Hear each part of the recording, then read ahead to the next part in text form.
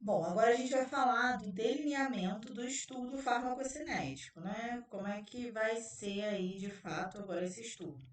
Até agora a gente falou ali das características gerais, né? Da etapa clínica, o que consiste essa etapa, quais são as características ali que a gente vai ter que ter, que são participantes saudáveis, preferencialmente. Em alguns casos a gente vai poder ter pacientes, mas a gente vai ter que respeitar aqueles critérios que a gente mencionou. Vamos pensar se é um estudo que vai ser conduzido de jejum ou alimentado, e aí a gente vai ter que fazer aquelas considerações. E aí a gente vai então agora pensar aqui o delineamento desse estudo. Regra geral, o ideal é que seja sempre um estudo randomizado e que os participantes vão ser distribuídos de forma aleatória para a gente evitar viés, tá? Estudo crossover, ou seja, cruzado, que é aquilo que eu tinha falado para vocês, o mesmo participante vai receber dois medicamentos, os dois medicamentos, tanto o teste como o medicamento comparador ou referência, e aí, portanto, ele vai ser o controle dele mesmo, só que isso em momentos diferentes. E aí o ideal é que a gente tenha ali esses momentos sejam separados ali por um tempo de eliminação desse medicamento, mais ou menos cinco meias vidas, né, para a gente garantir aí a eliminação completa do medicamento primeiramente administrado. E normalmente em dose única. A RDC permite o uso de um estudo paralelo quando o fármaco possui uma meia-vida muito longa, ou o washout se tornaria excessivamente demorado, ou quando houver qualquer justificativa ali relevante.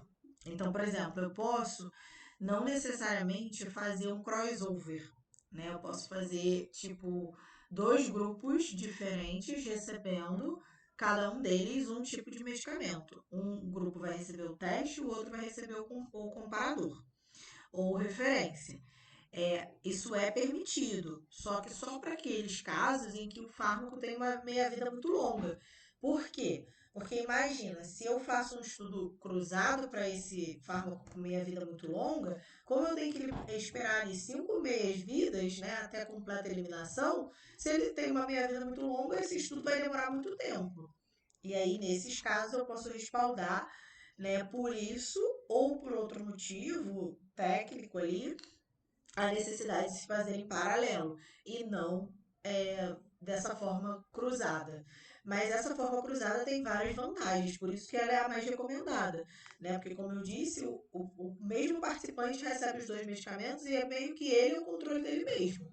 Então é o ideal, a gente diminui aí diversos vieses, diminui diversas variações que esses parâmetros aí estão suscetíveis.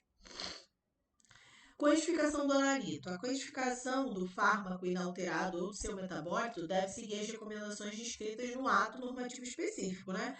Aí a gente vai ter aí a RDC, primeiro, vão ter que ser métodos validados, a gente vai ter aí as RDCs que vão dar conta dessa validação e, sobretudo, também, como a gente está falando aqui de métodos bioanalíticos, né, que vai determinar matrizes biológicas, a gente vai ter que vão ser amostras bem mais complexas para a codificação desse analito do que quando a gente fala de codificar ali dentro da forma farmacêutica, tá? Que já não é trivial, mas no organismo humano, né, ou numa amostra é, fisiológica é muito pior. Então, caso o fármaco não conste na lista, deve ser realizada uma consulta prévia à Anvisa para verificação da quantificação do analito e de seu metabólito.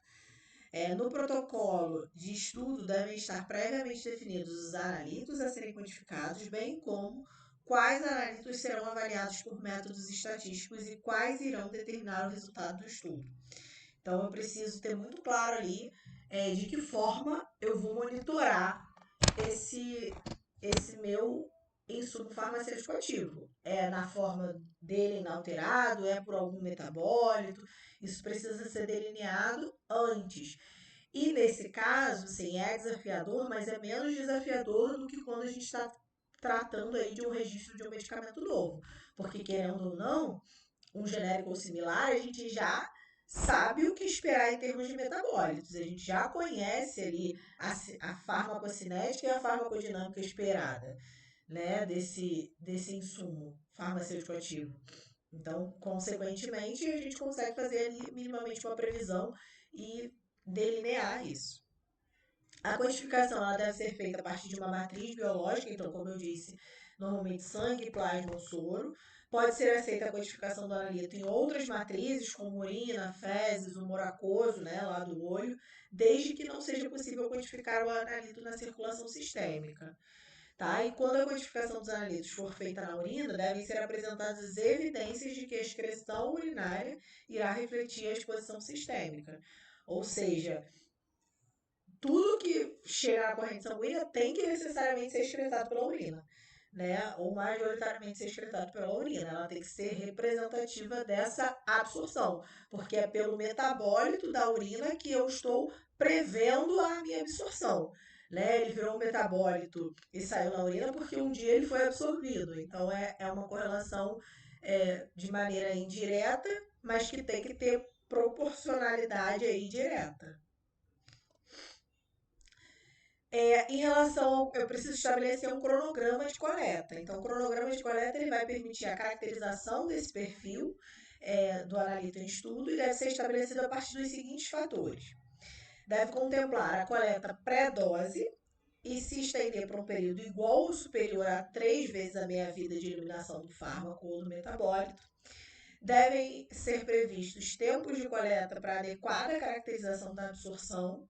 Então não adianta eu ter um fármaco que é rapidamente absorvido e eu coletar ali o sangue depois de horas, porque aí provavelmente eu já estou pegando ali a fase descendente da minha curva e não vou conseguir, portanto, estabelecer aquela curva clássica de concentração versus tempos da biodisponibilidade e fazer uma previsão real desse comportamento. Devem ser previstos tempos de coleta na região do C máximo, né, para caracterização desse parâmetro, e a fase de eliminação deve ser evidenciada, com no mínimo 3 pontos de coleta para correta extração dos parâmetros farmacocinéticos. E no caso de substâncias endógenas, devem ser realizados no mínimo 3 coletas para caracterização do nível basal de cada participante da pesquisa em todos os períodos do estudo. Então, se eu estou falando de um fármaco que mimetiza uma substância que eu tenho lá no meu organismo, para que eu consiga perceber esses incrementos de concentração na fase de absorção, né, na fase ascendente da minha curva de biodisponibilidade, e depois perceba esses decréscimos na fase de excreção e depuração desse fármaco, na fase descendente da minha curva, eu preciso ali fazer coletas do nível basal de cada participante, pelo menos 3, em todos os períodos do estudo. Na fase que eu estiver ali iniciando a minha administração e iniciando ali a minha absorção, na fase em que eu tenho o equilíbrio, que é o meu platô, que eu alcanço o meu C máximo, e na fase descendente de depuração, onde prevalece a depuração e a eliminação desse fármaco, tá? Para que justamente eu consiga perceber isso, porque senão o meu analito vai se misturar ali com o meu é, o meu, a minha substância endógena e eu não vou saber exatamente o que está acontecendo. Entendem? Então, no caso de formulações de liberação convencional, contendo fármacos que apresentem meia-vida de eliminação superior a 24 horas, deve ser utilizado um cronograma de coletas de, no mínimo, 72 horas, com determinação da área sobre a curva truncada, ou um estudo paralelo. Então, esse é um exemplo do que vai ser aplicável aí o estudo paralelo, que é justamente a exceção lá do crossover. Né? Quando a gente tem ali tipo, uma meia-vida longa, ou seja, superior a 24 horas, ou a gente vai ter que ter, se a gente for fazer um crossover, né? A gente vai ter que ter ali dias aguardando para poder eliminar completamente esse fármaco e aí fazer ali as 5 meias-vidas para que a gente consiga administrar o comparador ou referência, ou seja, aquele que ainda não tiver sido administrado, ou a gente faz esse estudo em paralelo, 2 grupos, e cada grupo vai receber um medicamento só, tá? E aí a gente vai estudar durante só 72 horas, que é ali o mínimo que eu preciso analisar e estabelecer no meu cronograma para poder ter dados representativos do comportamento dessa forma farmacêutica. Em estudos com doses múltiplas, a amostra pré-dose deve ser coletada imediatamente antes da última administração da medicação.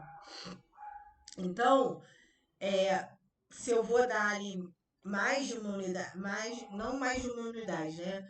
Mas vou administrar várias doses antes do início desse estudo, eu vou necessariamente ter que ter nessa fase pré-dose é, a, a coleta imediatamente após a última tomada, né? Para que eu consiga ter uma.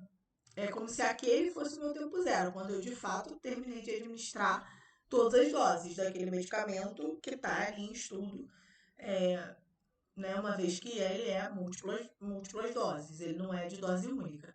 Por isso que o ideal é que a gente tenha, porque assim, o fato de ser múltiplas doses é mais um parâmetro que contribui para a variabilidade desse estudo, que já não é um estudo trivial. Então, o ideal é que seja administrado em dose única, mas às vezes não é possível, né? A gente já viu aí que às vezes o cara tem que administrar 3 comprimidos, 4 comprimidos, e aí, assim, não tem jeito. Vai ter que ser do tipo dose múltipla, tá? Porque a gente precisa respeitar a posologia que o cara faz habitualmente dentro daquela indicação que está sendo estudada. O cronograma de coletas deve permitir uma estimativa avaliável dos seguintes parâmetros: para plasma, sangue e soro, área sobre a curva no tempo zero e no tempo t, que vai ser o tempo né, que a gente estiver lá analisando e estudando, depende. Área e também a área sobre a curva do zero ao infinito, além de concentração máxima e tempo para garantir a concentração máxima. Beleza? Então são esses parâmetros que a gente vai avaliar e depois eles vão reaparecer lá.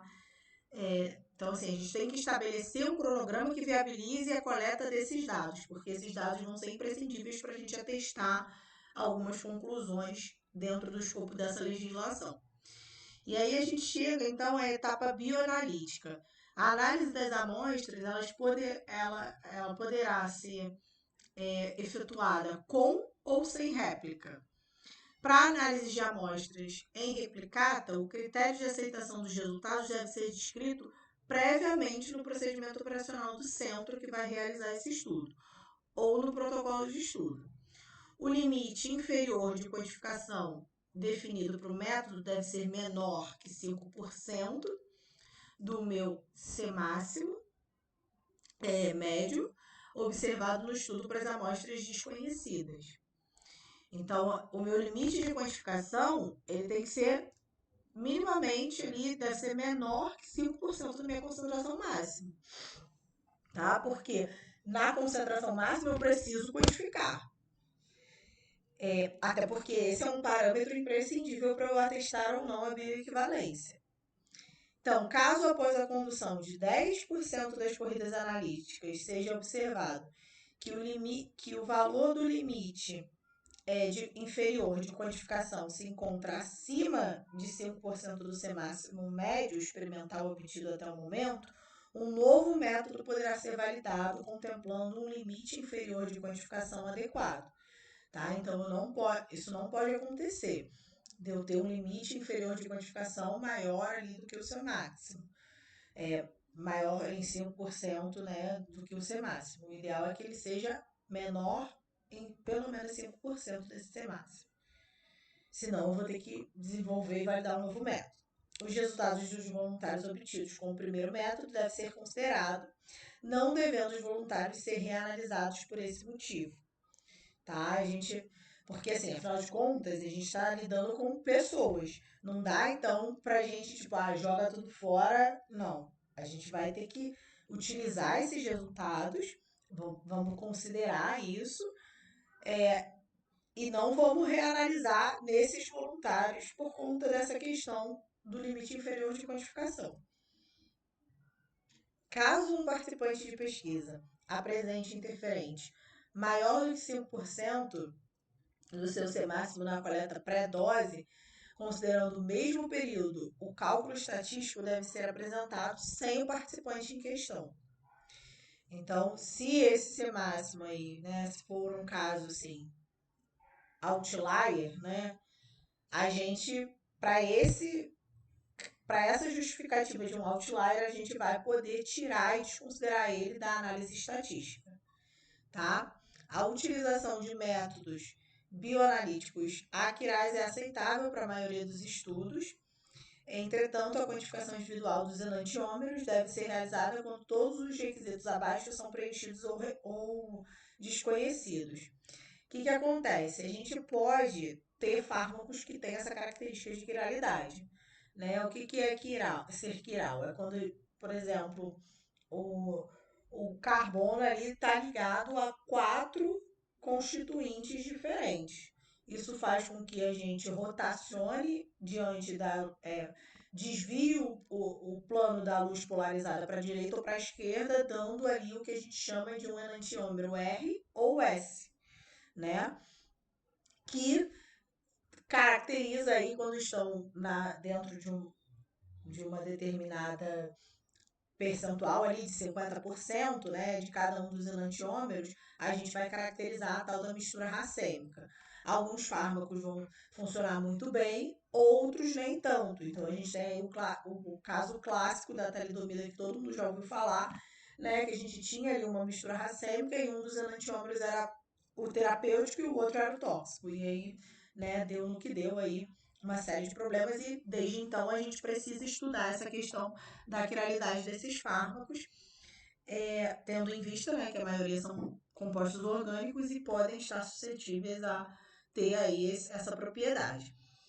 E aí, nesses casos, né, a utilização de métodos bioanalíticos que não sejam, não detectem esses, não faça diferenciação entre esses enantiômeros, ela pode, né, ser tolerada.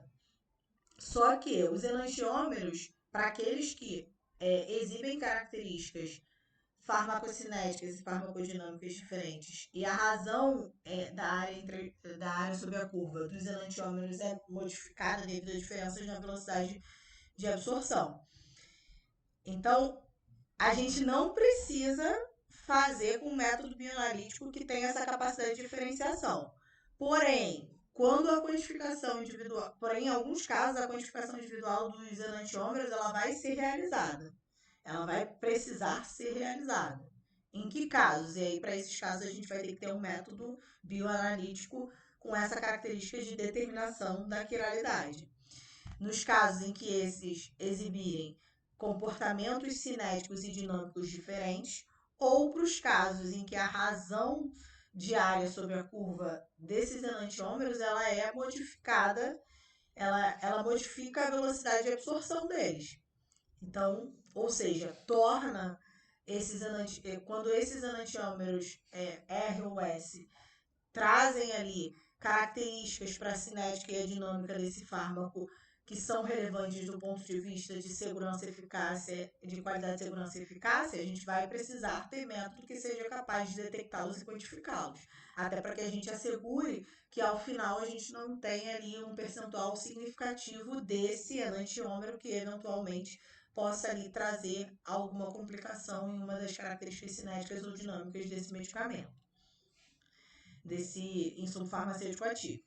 Se o enantiômero for inativo ou contribui pouco para a ação do medicamento, é suficiente para demonstrar a bioequivalência apenas do enantiômero ativo. Então, agora, se eu tiver, né, o contrário é verdadeiro. Se eu tenho ali uma mistura em que um sabidamente é inativo ou tem pouca contribuição e relevância do ponto de vista de eficácia, segurança e qualidade do medicamento, beleza, eu vou fazer ali, vou seguir com o meu método bioanalítico aquiral, sem essa capacidade de diferenciar esses enantiômeros. Beleza? Alguma dúvida, gente? Está claro?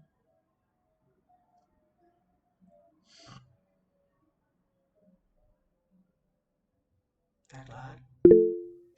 Beleza. E aí a gente chega, então, à análise estatística desses estudos. Né? Qual o objetivo dessas análises? É demonstrar que o medicamento teste apresenta desempenho cinético, farmacocinético equivalente ao medicamento comparador ou de referência. E aí, quais são os parâmetros primários que a gente vai avaliar? A área sobre a curva e a concentração máxima. Tá? E aí, qual é o fluxo normalmente de análise?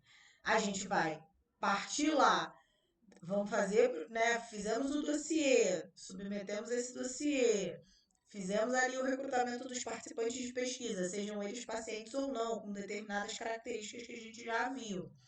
Partimos ali para a etapa clínica desse estudo.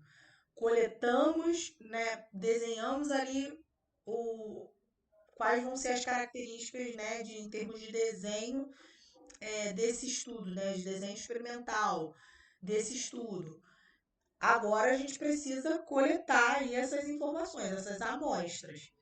E aí, né, uma vez coletadas essas amostras, a gente vai analisar coleta essas amostras, analisa esses resultados e submete a uma análise estatística para que a gente consiga ali concluir se é ou não bioequivalente. Então a gente coleta esses dados, a legislação vai sugerir que a gente faça uma transformação logarítmica, aplique uma ferramenta estatística ali, uma análise de ANOVA, chegue ali a um intervalo de confiança de 90% e compare, né, o medicamento referência com o medicamento comparador, a fim de saber se esse intervalo está compreendido entre 80% e 125%. Então, no final, a gente fez tudo isso para cair na análise estatística e tirar a conclusão se de fato são bioequivalentes ou não. E aí, em relação a isso, a legislação vai dizer que os parâmetros farmacocinéticos eles devem ser obtidos da curva concentração do analito versus tempo e são analisados estatisticamente para determinação da bioequivalência, devendo ser determinados os seguintes parâmetros. Então, aqui a gente vai ver como a legislação fala. Depois eu vou mostrar para vocês de uma forma mais mastigada, tá? Para ficar mais fácil.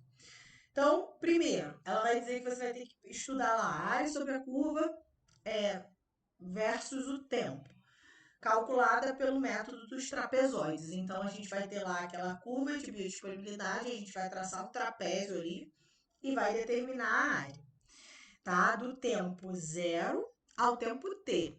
O tempo t é o tempo relativo à última concentração do analito determinada experimentalmente, tá? Acima, de preferência, do limite inferior de quantificação, porque o limite inferior de quantificação tem que estar 5% abaixo dessa concentração, beleza? Na verdade, abaixo da C máxima. Aqui a gente já está falando do último T, né? Que normalmente vai estar ali ao redor da concentração máxima. A área sobre a curva da concentração versus tempo, calculada no tempo 0 ao tempo infinito, tá? Que a gente vai chamar de área sobre a curva 0 infinito. Aqui é a área sobre a curva em T, 0 ao T. E ela vai ser dada como? Vai ser a área sobre a curva no tempo T, mais CT, né? A concentração, a última concentração do analito determinada experimentalmente, acima do limite inferior de quantificação, sobre o K, que é uma constante de eliminação da fase terminal. E aí a gente vai ter, então, o que a gente chama de concentração, área sobre a curva no tempo infinito, tá? E ela deve ser igual ou superior a 80%. Na verdade, a área sobre a curva de 0 a t deve ser igual ou superior a 80% da área sobre a curva do tempo 0 ao infinito, quando não for utilizada a área sobre a curva truncada, que vai ser quando a gente tiver o estudo paralelo, né? Que a gente vai estar comparando duas áreas sobre a curva de indivíduos diferentes. Nesse caso aqui, que é o mais comum, a gente está falando de um estudo crossover, que o mesmo paciente recebeu os dois tratamentos. O pico e o tempo de concentração máxima, que é o C máximo, pico, né, e o tempo que é o T máximo do analito, obtido diretamente a partir dos dados experimentais, sem interpolação dos dados, e a meia-vida de eliminação do analito sem necessidade de tratamento estatístico. Então, para estudos, isso é para estudos, não, beleza, é o normal. Aí, para estudos que empregam doses múltiplas, deve-se comprovar que o estado de equilíbrio foi alcançado após a administração dos medicamentos teste comparador, devendo ser determinados os seguintes parâmetros. Só que aí, antes, vamos deixar claro aqui o que é dose única e dose múltipla, que a gente já até mencionou, esses nós devia estar até antes. A dose única, gente, é quando o voluntário recebe apenas uma administração do medicamento. E as concentrações plasmáticas vão ser acompanhadas ao longo do tempo. A dose múltipla, o voluntário recebe várias doses consecutivas do medicamento, então em 12, 24 horas, 48, enfim, até que a quantidade absorvida seja equivalente à quantidade eliminada entre as doses, tá? Quando eu vou realizar um estudo em dose múltipla? Geralmente, quando o medicamento apresenta acúmulo significativo no organismo. Então, por exemplo, uma formulação de liberação modificada, eu posso utilizar a dose múltipla. A avaliação em estado de equilíbrio, ela é mais adequada para detectar diferenças entre formulações teste e referência. E quando... Não, peraí. São os casos que eu vou usar esses estudos em dose múltiplas. Então, geralmente, quando o medicamento ele se acumula no organismo, tem predileção ali para algum tecido, quando a formulação for de liberação modificada, quando eu estiver fazendo a avaliação do estado de equilíbrio, tá? Para detectar essas diferenças entre teste e referência, e quando houver quando houver outra justificativa científica, tá? Ou do ponto de vista regulatório. E aí, para esses estudos, então, que eu uso essas doses múltiplas, eu vou comprovar agora eu vou estudar os parâmetros farmacocinéticos, vão ser um pouco diferentes. Quais vão ser eles? Área sobre a curva no tempo T, calculado no intervalo de dose, no estado de equilíbrio.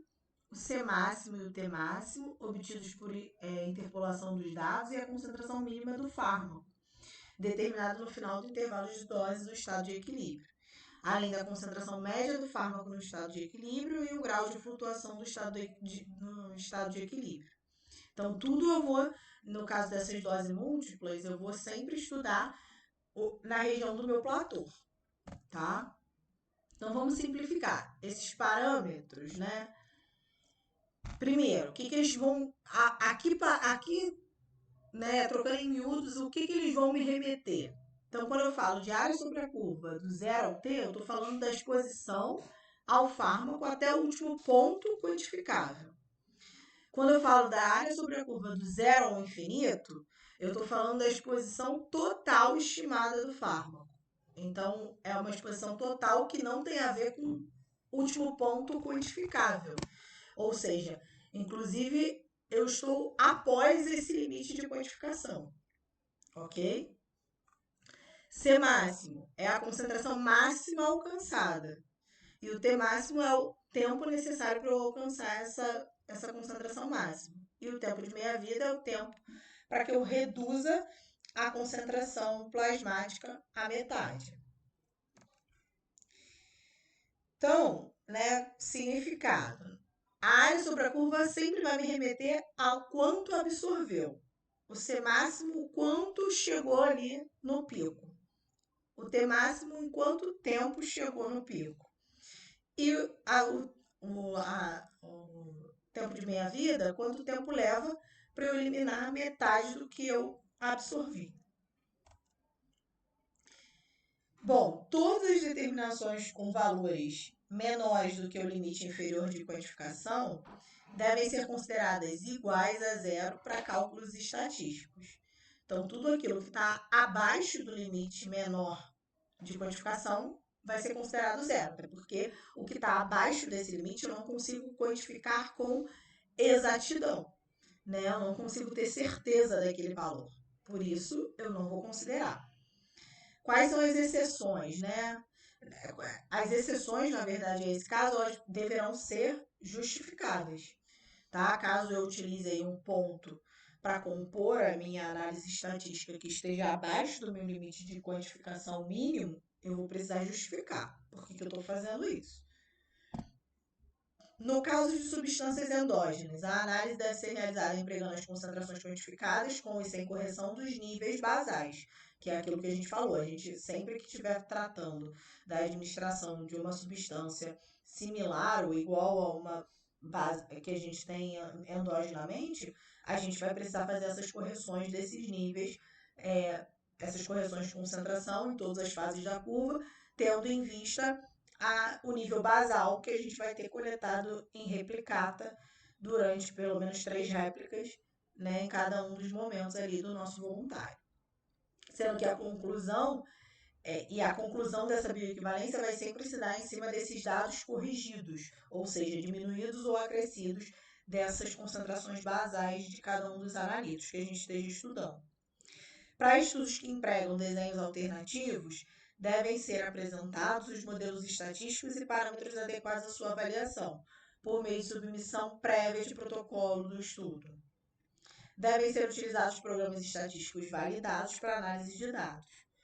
Em relação aos outliers, que são aqueles pontos fora da curva, não é permitida a exclusão de nenhum participante da pesquisa que tenha concluído a etapa clínica e bioanalítica, em conformidade ao protocolo elaborado. Aí, a exceção aqui é justamente aquele caso em que a gente viu que o participante tem lá uma concentração, na verdade, um limite de quantificação dele inferior, ele está acima, está 5% acima da concentração máxima. E se esse é um comportamento que persiste, aí a gente vai poder não utilizar dentro do contexto de análise estatística o dado daquele paciente. Então, para a exclusão de participantes do estudo, é necessário que seja configurada a violação de critérios previamente estabelecidos no protocolo de estudo e não é permitida a utilização de teste estatístico para identificação de outlier, ou seja, valores aberrantes, com o objetivo de excluir da análise estatística dados de participantes do estudo. Como deve ser feita a apresentação dos dados? Todos esses dados, de área sobre a curva, Tmax, Cmax, eles vão ser apresentados na forma de uma tabela com todos os parâmetros farmacocinéticos avaliados no estudo. Então, eu vou ter ali os valores individuais de cada indivíduo, a média aritmética, média geométrica, o desvio padrão e o coeficiente de variação. Porque dessa forma eu consigo permitir a visualização da variabilidade do comportamento dos dados que eu obtive aí desse estudo. Além disso, a legislação vai dizer que, uma vez coletados esses dados, eles precisam passar por uma transformação logarítmica. O que é isso? Os parâmetros principais eles vão ser transformados em algarismo natural antes da análise. Então, a gente vai ter ali, principalmente, a área sobre a curva, do 0 ao t, para te dar a extensão de absorção e o C máximo, sendo transformados aí em logaritmo natural. Por que eu faço isso? Porque os dados farmacocinéticos normalmente apresentam uma distribuição assimétrica. E essa transformação logarítmica em log natural vai reduzir essa variabilidade.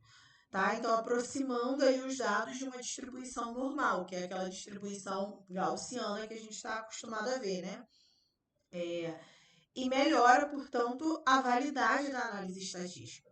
Então, se a análise for feita sem essa transformação, o pesquisador vai ter que justificar, Então, a gente transforma em log natural para diminuir, basicamente, ali a variabilidade, E aí, com isso, a gente tem uma melhora da validade da análise estatística. Então, por isso que a legislação vai dizer que a gente tem que fazer essa transformação logarítmica. Além disso, ela diz também que a gente tem que aplicar aí o ANOVA. Então, após a transformação logarítmica, a gente vai aplicar a análise de variância, que avalia as fontes de variação do estudo. Então, ela vai avaliar ali a interferência da formulação, teste e do comparador, porque tem diferenças entre os recipientes ali na formulação que podem estar afetando essa farmacocinética e esses parâmetros, por sua vez. O ideal é que não afetem para que sejam bioequivalentes e reproduzam ali os comportamentos, mas pode acontecer de ter alguma influência. O período, a sequência, o voluntário, enfim, tudo isso vai ser analisado aí pela análise de variância. E aí, qual o objetivo principal? É estimar o erro experimental, né? A variabilidade residual associada ali àquelas medidas. E esse erro vai ser, portanto, considerado e muito importante para que a gente calcule o intervalo de confiança, tá? E aí como que a gente vai construir esse intervalo de confiança de 90%? Com os resultados dessa análise de variância, a gente vai conseguir calcular um intervalo de confiança de 90% para que a gente consiga comparar o teste com referência. Então, inicialmente, o intervalo de confiança ele vai ser calculado na escala logarítmica e depois eu vou aplicar o antilogaritmo para obter as razões entre as médias geométricas. E aí eu vou fazer sempre ali a correlação de todos os parâmetros. Área sobre a curva do teste sobre área sobre a curva do comparador ou referência. C máximo do teste com C máximo do comparador ou referência. E essas razões são normalmente expressas em percentuais. E elas precisam estar entre 80% e 125%, ou 0,8% e 1,25%, tá? Para que esses medicamentos sejam considerados bioequivalentes ou, né, aprovados aí no ensaio de biodisponibilidade relativa. E aí, gente, percebam que o tempo todo a legislação dá muita ênfase para área sobre a curva e C máximo, e diz que inclusive são eles que vão atestar aí a questão da bioequivalência. E aí tem um parâmetro, né, que a gente mencionou e que ela depois também não fala mais, que é o T máximo, que ele normalmente ele não vai entrar no cálculo principal da bioequivalência. Porém, em alguns casos, quando ele for relevante, por exemplo, para medicamentos de ação muito rápida, a gente vai ter que fazer uma comparação de T máximo também, tá? E entender ali qual é a variação que está tendo do medicamento teste em relação ao comparador ou referência, tá? Em relação ao número de participantes, o número de participantes da pesquisa deve assegurar o poder estatístico suficiente para a rejeição da hipótese nula de não bioequivalência, não sendo permitido um número inferior a 12 participantes. Então, no mínimo 12. O protocolo do estudo deve estabelecer número suficiente de participantes de pesquisa, prevendo possíveis desistências e exclusões. Então, assim, se no mínimo eu tenho que ter 12, eu não vou admitir só 12, né? Eu vou admitir aí um número maior, porque ao longo do caminho eu posso ter ali intercorrências que levem esse participante a desistir ou a ser excluído. Então, eu preciso me atentar para esse fato.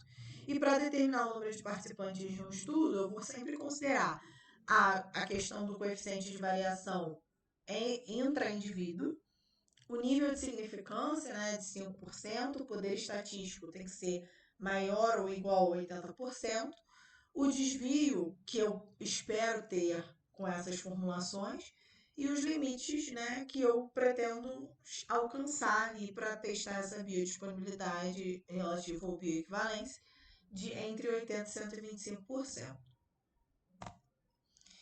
E aí, para a gente né, decorar aí alguns percentuais importantes. O intervalo de confiança utilizado para comparar esses parâmetros, área sobre a curva, do comparador e do referência, Cmax, e em alguns casos, né, de medicamentos que são rapidamente absorvidos, o Tmax, ele sempre vai ter um intervalo de confiança de 90%, lá na minha análise de ANOVA, minha análise de variância.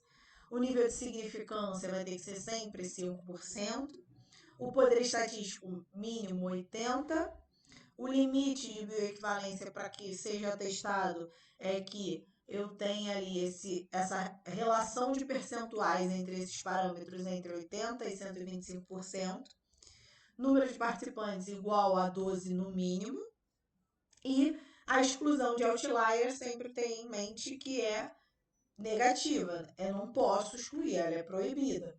Agora, só vou poder excluir mediante uma justificativa, né, de que houve ali alguma contradição em relação ao protocolo desenhado. e valores abaixo do limite inferior de quantificação vão ser sempre considerados zero e, portanto, descartados dessa análise estatística. Botei esses percentuais aqui porque eles podem confundir. Então é bom vocês terem essa historinha aí na cabeça. Beleza? Alguma dúvida, gente?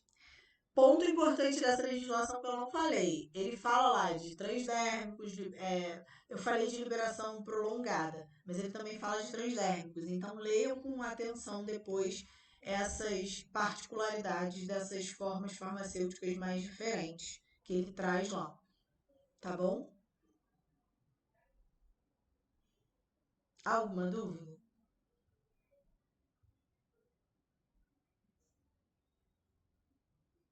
Tá de boa?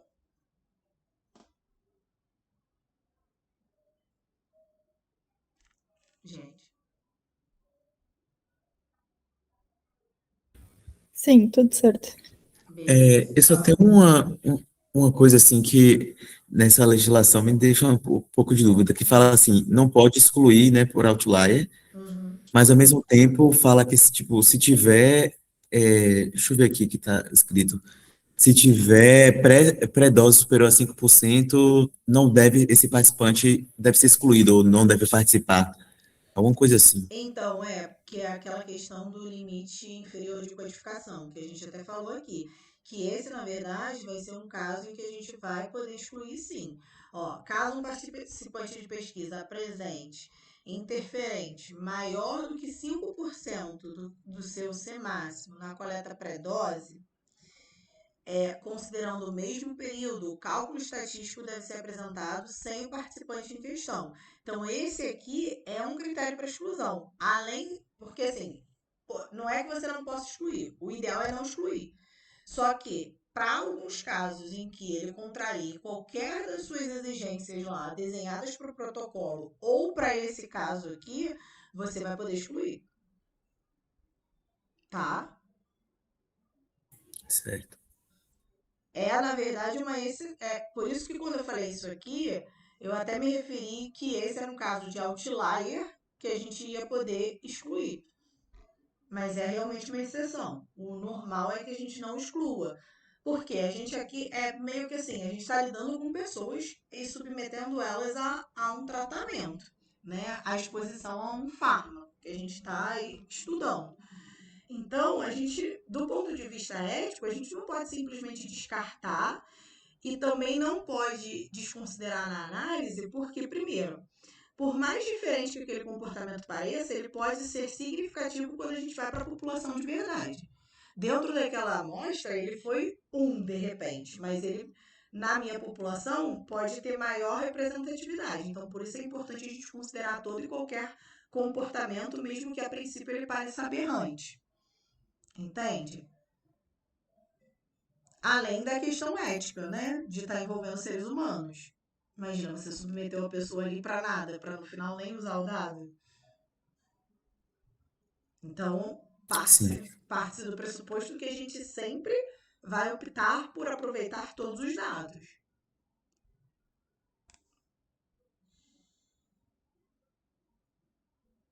Beleza. Então, caso o participante de pesquisa apresente interferente maior do que 5% do que o seu C máximo, na coleta pré-dose, no tempo lá zero, então, sei lá, no tempo zero eu quantifiquei e aí eu já tenho ali algum analito com 5% de concentração maior do que o C máximo esperado para esse fármaco, né? Considerando ali o período analisado. Então, esse cara, eu já vou tirar esse participante, tá? Porque esse analito foi codificado nessa pré-dose, né, antes de eu administrar meu fármaco, ele é um interferente.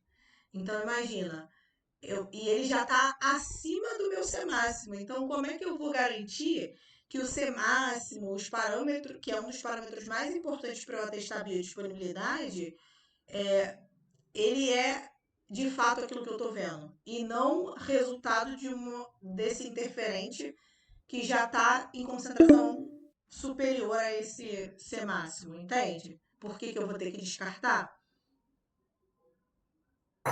Sim.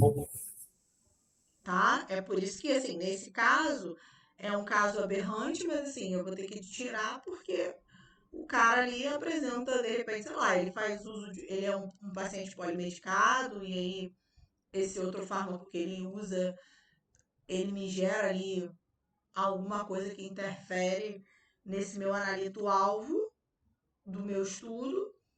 E aí ele já de cara, antes de eu dar a dose do meu fármaco, eu já consigo prever ali.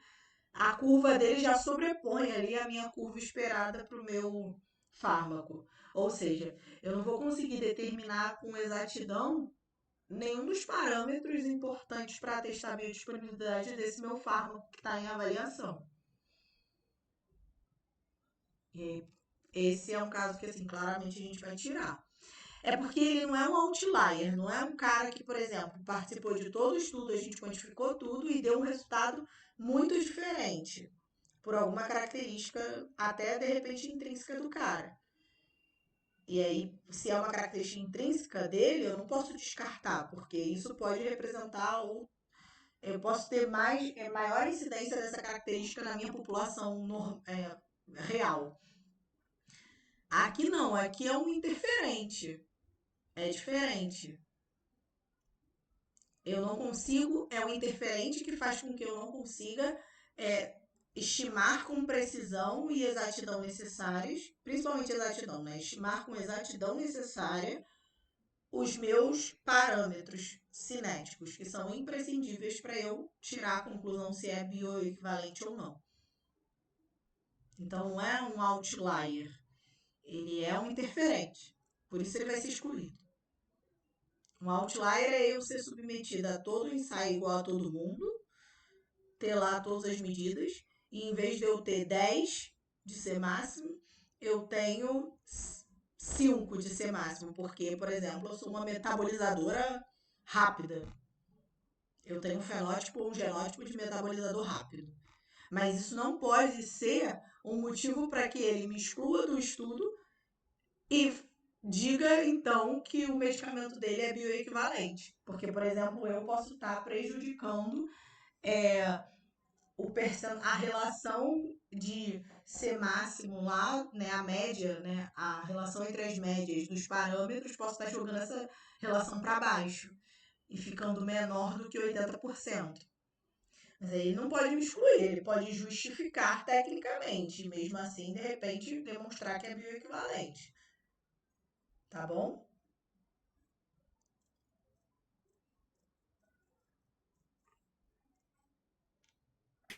Agora eu entendi, Gabi. Eu tava com a mesma dúvida dele. Tá, mas Mas ficou agora deu para claro. entender. Aham. É diferente, assim. Lá é interferente, não é um outlier. Outlier é aquilo mesmo. Porque em análise estatística puramente, quando a gente está tratando dado, né, sei lá, até codificação de um analito dentro, sei lá, teor. A gente, em alguns contextos, a gente pode concluir que, putz, isso aqui é um comportamento aberrante, isso não reproduz o comportamento da minha população. Só que nesse caso, a minha população ela é muito maior, né, do que, por exemplo, quando eu estou dizendo ali de análise de teor em um lote. Né? E aí eu analiso ali uma amostra representativa daquele lote. Nesse caso, eu poderia até dizer, tem um comportamento aberrante aqui, e tirar aquele ponto. Mas quando eu estou falando de um ensaio clínico, o buraco é muito mais embaixo. Né? Por que teve esse comportamento? Será que é um outlier mesmo? Na verdade, é como se não existisse outlier, né? Se o cara foi recrutado, atende às questões ali do protocolo, foi incluído, ele pode só ter características ali que levem àquele comportamento. E eu tirar ou incluir um dado pode significar uma manipulação de resultado para atestar essa bioequivalência. Era isso que eu ia falar, meio que para empurrar a sujeira para debaixo do tapete, né? Não burlar. Exatamente, exatamente. Por exemplo, por isso é importante eu lá na fase de recrutamento fazer aquele estudo de genotipagem e fenotipagem e ter muito bem caracterizado o perfil desses participantes de pesquisa, né? Fazer ali uma pré-análise, uma análise durante e uma análise posterior de todos os parâmetros que são relevantes para quando chegar nessa fase da coleta de dados, se eventualmente eu me deparar com um resultado desse, eu consiga respaldar e justificar tecnicamente, de modo a não inviabilizar a minha pesquisa nem o meu resultado, tá?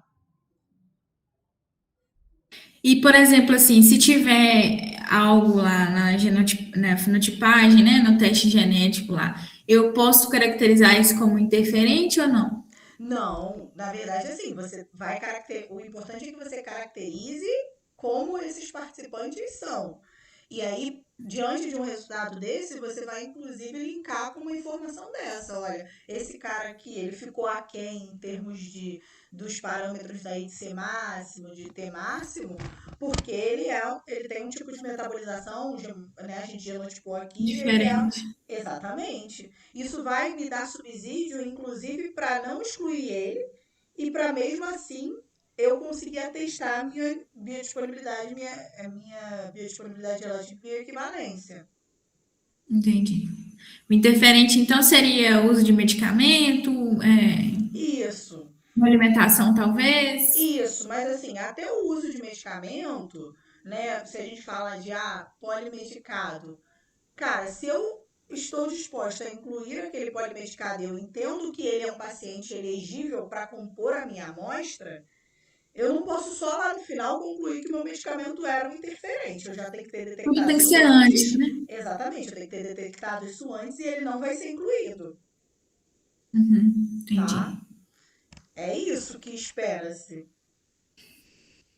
Sem surpresas. Exatamente. Eu preciso pensar muito bem no desenho desse estudo, na inclusão desses participantes, nos critérios, fazer ali mil análises para que ao final eu consiga ter ali um resultado que eu, né, chegue à conclusão que eu quero, que é a bioequivalência, sem manipular nada e com subsídio técnico para dizer, para respaldar, se necessário for, algum comportamento diferente.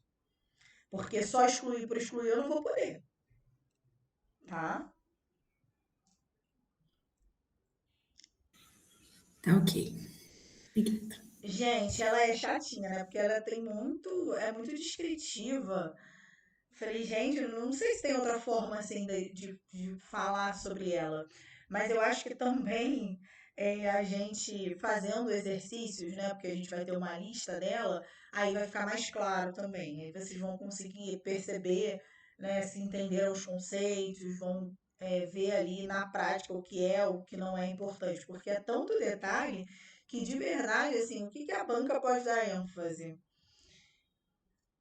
Algumas coisas eu tentei destacar aqui e está destacado no slide, mas é muita nuance. Se a banca quiser ser chatinha, essa seria uma questão difícil, na minha opinião, do conhecimento geral, junto com alguma da atualização da 344,